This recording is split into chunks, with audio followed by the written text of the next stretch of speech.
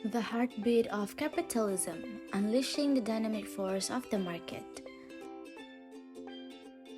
Selamat datang semuanya di dalam materi menarik tentang The Engine of Capitalism. Fenomena ekonomi ini telah menjadi tulang punggung dari sistem ekonomi yang dominan di banyak negara di seluruh dunia loh. Kapitalisme mencerminkan sistem ekonomi yang berbasis pada kepemilikan swasta, persaingan pasar, dan dorongan untuk mencapai profit. Dalam materi kali ini, kita akan menyelami kedalaman The Engine of Capitalism, menggali akar sejarahnya, menganalisis kinerjanya, dan mempertimbangkan implikasi sosial dan ekonominya. Tapi sebenarnya, The Engine of Capitalism itu apa? Nah, sebagai fondasi sistem ekonomi, The Engine of Capitalism dikenal sebagai sistem yang mengandalkan pasar bebas sebagai mekanisme utama dalam alokasi sumber daya. Dalam sistem ini, individu, rumah tangga, dan perusahaan bebas berpartisipasi dalam transaksi ekonomi, membeli dan menjual barang dan jasa tanpa campur tangan pemerintah yang berlebihan. Keberadaan pasar bebas memungkinkan penawaran dan permintaan, menentukan harga dan kualitas barang dan jasa, menciptakan efisiensi dalam pemanfaatan sumber daya.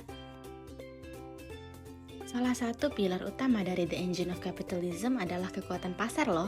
Permintaan dan penawaran adalah kekuatan yang menggerakkan pasar dan menentukan harga, serta kuantitas barang dan jasa yang diproduksi dan dikonsumsi. Ketika permintaan meningkat, produsen tentu akan merespons dengan meningkatkan produksi untuk memenuhi kebutuhan konsumen. Sebaliknya, jika permintaan menurun, produsen akan mengurangi produksi untuk menghindari kelebihan stok. Salah satu karakteristik menarik dari The Engine of Capitalism adalah dorongan kuat untuk inovasi melalui persaingan yang sehat. Persaingan antar perusahaan mendorong mereka untuk berinovasi dan meningkatkan kualitas produk atau layanan mereka untuk memenangkan persaingan pasar.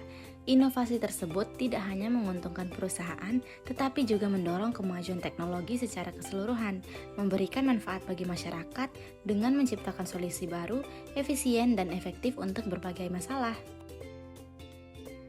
Dalam The Engine of Capitalism, peran konsumen sangat penting. Keputusan pembelian yang diambil oleh konsumen membentuk permintaan di pasar.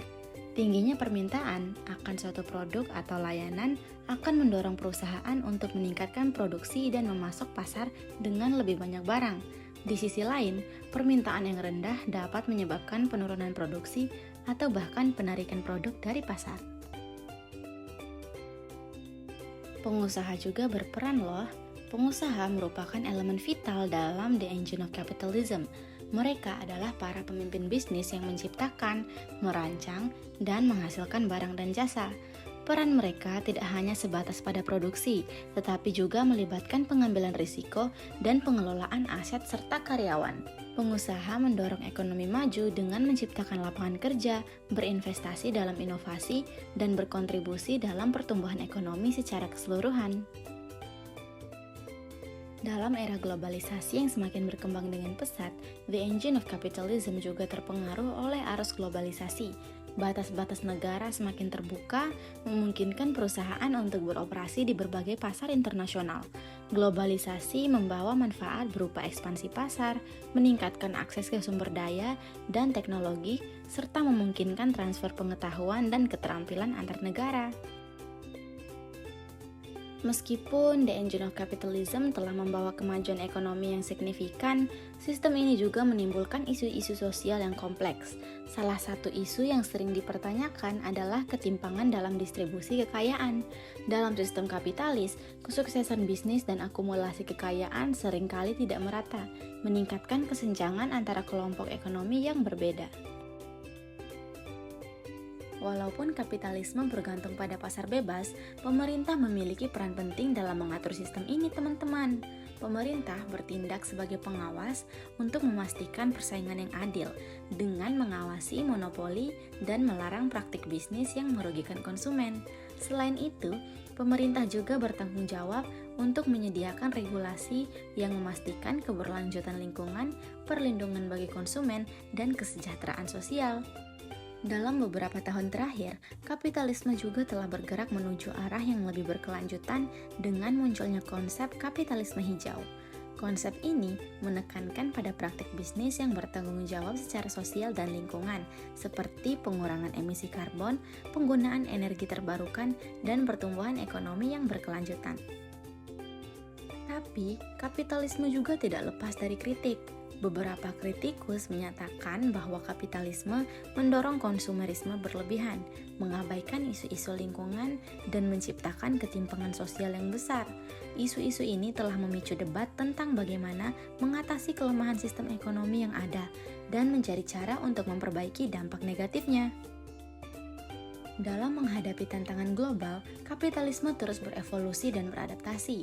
Dengan pesatnya kemajuan teknologi, munculnya ekonomi berbasis pengetahuan, dan perubahan sosial yang cepat, masa depan kapitalisme dipengaruhi oleh sejumlah variabel yang kompleks. Penting bagi kita untuk memikirkan cara untuk menciptakan sistem ekonomi yang inklusif, berkelanjutan, dan adil bagi semua pihak yang terlibat. Kesimpulannya adalah, selagi the engine of capitalism terus berputar, kita harus terus memahami kompleksitas dan dampaknya. Kapitalisme telah membawa kemajuan ekonomi yang luar biasa, namun juga tetap menimbulkan tantangan sosial dan lingkungan yang signifikan. Dengan kritis dan kreatif, kita dapat mengoptimalkan potensi dari kapitalisme sambil menjaga keseimbangan dan keberlanjutannya loh. Melalui kerjasama antara pemerintah, bisnis, masyarakat, dan lembaga internasional, kita dapat menciptakan sistem ekonomi yang memberdayakan dan menghasilkan kesejahteraan bagi semua orang. Thanks for watching.